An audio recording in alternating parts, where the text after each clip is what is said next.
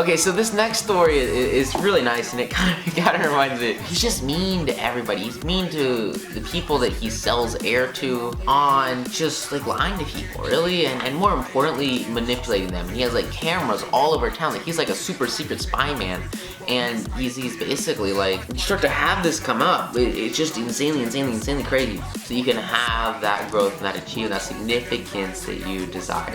He wonders how he was ever able to sell anything, and he lost years of his life scraping by and arguing, trying to just fight.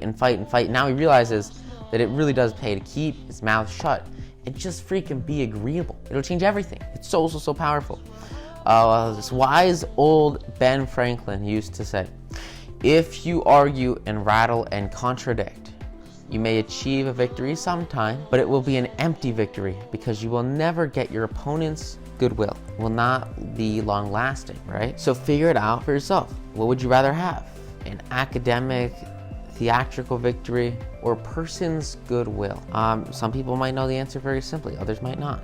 For me, it just makes so much more sense to have goodwill and actually convince someone of your argument and bring them to your side so that you can create this long-lasting relationship, this connection between the two that's going to grow in strength over time, so that you can gradually accumulate people to your way of thinking instead of forcing it onto them. You can rarely have, immediate victory and goodwill. And if you try to beat people in arguments, like, you might beat them, but it's just not going to leave a good taste in their mouth. It's not going to leave a good, image of you in their mind.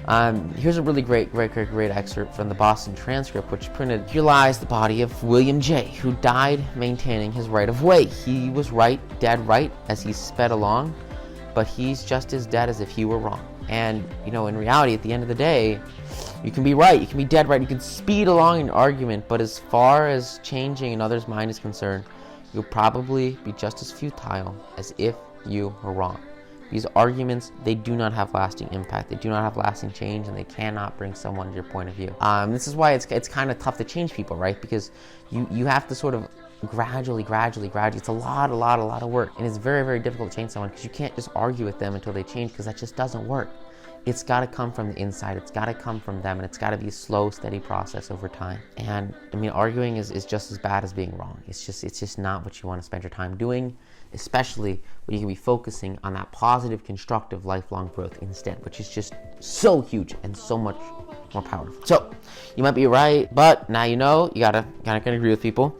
Frederick Parsons is an income tax consultant, and he was disputed for wrangling for an hour with a government tax inspector, and he was just not having the best time ever. Basically, he was talking to this tax inspector, and they were arguing about this one little line item, about $9,000 at stake, that he had claimed is a bad debt on his report, which is debt that he believed will never be collected and ought not to be taxed because it's never going to be collected, and so it's a bad debt, and so that's kind of how it works. And so they're arguing about this one little item he has on his report, and this inspector, right, he wants to have what? He wants a feeling of significance. He wants a feeling of importance. And what's really interesting is, like, you have law enforcement officers, or you have like federal workers or whatever, and they get that feeling of significance, that feeling of importance by, being really harsh and strict on people sometimes, especially if they're not having, if they're not living in a beautiful state, if they're not living in a world of happiness, tranquility, and quality connections and relationships,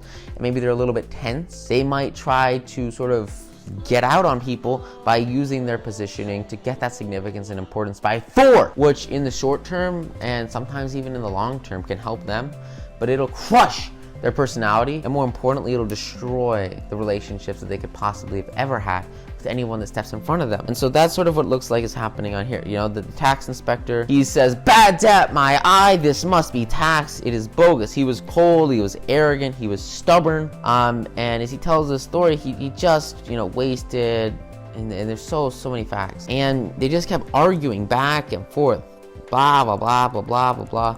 And the more they argued, the more stubborn he became.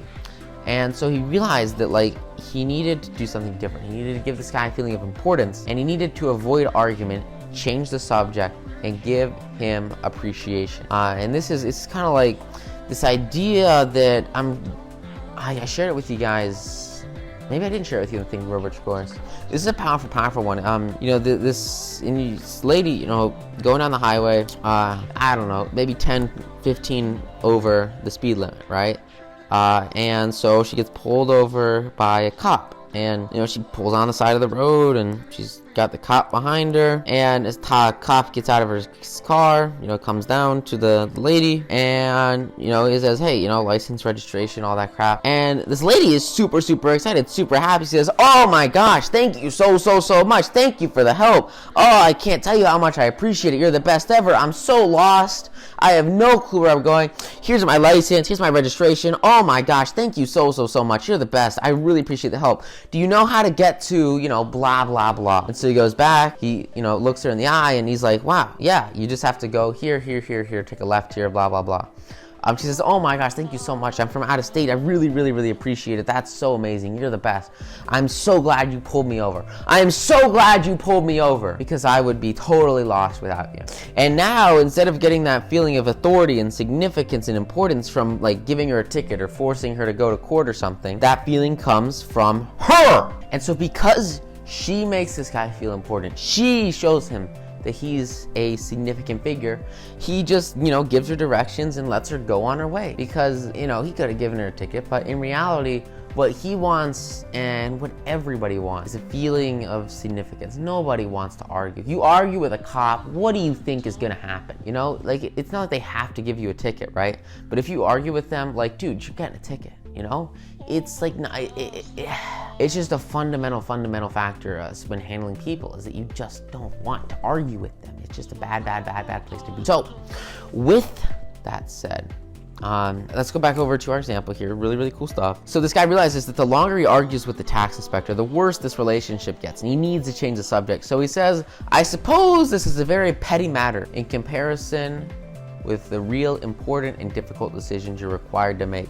He decides to make the right decision, which is to put this tax inspector up on a pedestal and belittle himself as someone who just doesn't even matter, and it's just a little tiny person. And he makes this tax inspector feel super important by saying that his matters are very important, and that he must have a lot of hard work. And of course, anybody that's working in any job ever thinks that their work is hard, right?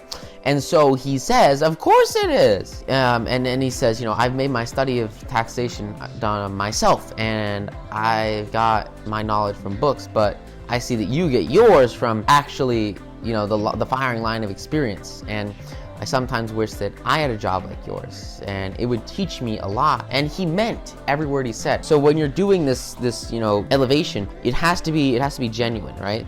It's got to be genuine. You really need to mean what you're saying to somebody. And so after this guy gives all these genuine compliments and says he's just the most amazing person ever, sits up, straightens his chair, straightens up his body, leans back, and he talked for a long time about his work, telling him cheerfully about all the clever frauds that he's uncovered. And his tone gradually becomes friendly, because remember, you make friends by sharing stories. And that's exactly what this guy does. He incites him to share stories. And he starts to share. He becomes friendly. He becomes present. He even tells him about his kids. And as he leaves this meeting, after he keeps on talking about himself, because all people want to do is talk about themselves, the inspector advised him that he would reconsider his problem further and give him a decision in a few days.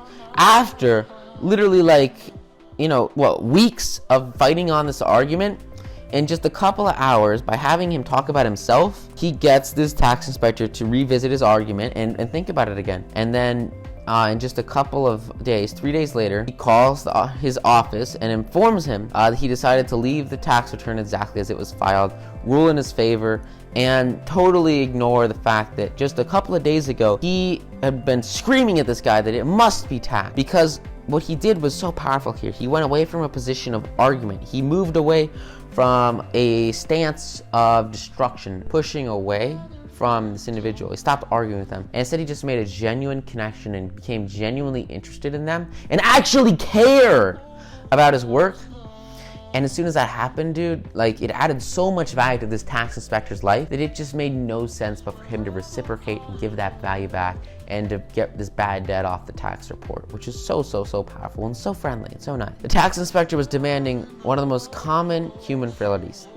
He wanted a feeling of importance. And as long as Mr. Parsons argued with him, he got his feeling of importance by loudly asserting his authority. But as soon as his importance was admitted, and as soon as this guy literally says, you're important, I think you're important, I think the work you're doing is important, I'm impressed by you and your importance. As soon as he gives him freely that importance, what happens? He becomes sympathetic. He stops arguing. And his importance, now that he has it, he doesn't have to get it from argument. And he can get it, he builds up his ego based on kindness, right? Kindness, love, whatever. It's this friendship that they have. That's what expands his ego. And that's what brings him into a sympathetic and kind state. This is one of the key underlying concepts from the seminar about that one moment where Thorax changes everybody's life, the whole Changeling Empire, because he opens up his heart to the queen and gives her everything that he has when she's trying to steal it from him. And as soon as that happens, he has a total and complete bodily transformation that just fundamentally shifts his entire life. And sequentially, every other changeling, their whole lives are totally changed. Because they realize that they can give freely their love and their emotion and their friendship and their kindness, and it will come back to them tenfold. And as soon as they realize that, you guys remember the seminar, I mean, it totally changed their lives, and it changed Thorax for the entire rest of the series as a magnificent leader, solely because of his ability to connect with those that followed him, because of the kindness that he freely gave others, which is just a powerful example, using kindness to build up that ego, which is, it's just huge. It's so nice, so powerful. And a really great concept that ties in there. Buddha, he said hatred is never ended by hatred. The only way to end hatred is by love, by kindness, by sympathy. And a misunderstanding is never ended by an argument, but by tact, diplomacy. And this is a word that we see a lot from this point forward, and it's very powerful word. It's the idea that you want to be respectful of others, you want to care about others, you don't want to argue with other countries. You just don't argue, just be diplomatic. Just be kind, be genuine, and care about others. Have a consolation and a sympathetic desire to see the other person's viewpoint. Because if you can see someone else's viewpoint, you can have the growth, the success, the agreement that you desire by coming at it from their viewpoint. Lincoln once reprimanded a young army officer for indulging in a violent controversy with an associate. Notice he uses the word indulging here. He uses the word indulging because sometimes, it feels good to argue and say that you're right and say that you're the best and boost up your ego. But in the long term, that's crushing your relationships. It's crushing your self-development, and it destroys your personal being. And more importantly, and kind of the biggest takeaway, is it just alienates anyone that could possibly be a friend. And so Lincoln sees this happening, and he says, no man who is resolved to make the most of himself can spare time for personal contemplation. Still less can he afford to take the consequences, including the vitation of his temper and the loss of self-control. Yield larger things to which you show no more than equal right, and yield lesser ones through clearly your own. Better give your path to a dog than be bitten by him in contesting for the right. Even killing the dog would not cure the bite. It's so much better to just get out of the way of an argument, of a dog, of danger, of trouble, of hatred, of negativity. Just expunge these arguments and this conflict from your life and totally avoid it. How much better would your day be if instead of getting into a fight with that one bully, you just walked around him? Sure, it might feel a little bit worse. You might not get the payoff of getting to beat somebody up, or you might not get the payoff of getting to smash that one kid's face that you just despise. But what's it gonna do in the long term? In the long term, it'll change everything. It'll make your life better, more peaceful, more fulfilled. It'll make their life better, more peaceful, more fulfilled.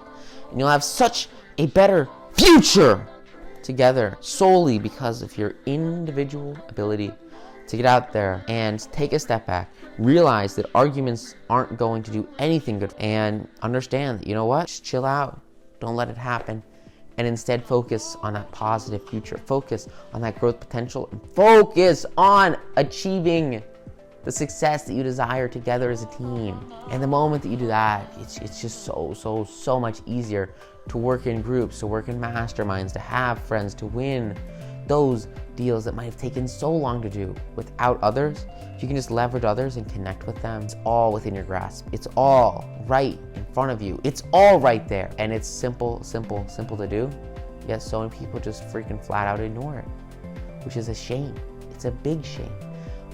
And your job as you start approaching this new world of total and complete tranquility and happiness is really just to walk away from it and say, you know what, not a big deal, move on from it, we're going to push through. And that's it. That's exactly what you can and should do to fundamentally shift all aspects of your life, relationships, and of your communication. So I hope you guys got a ton of value from that.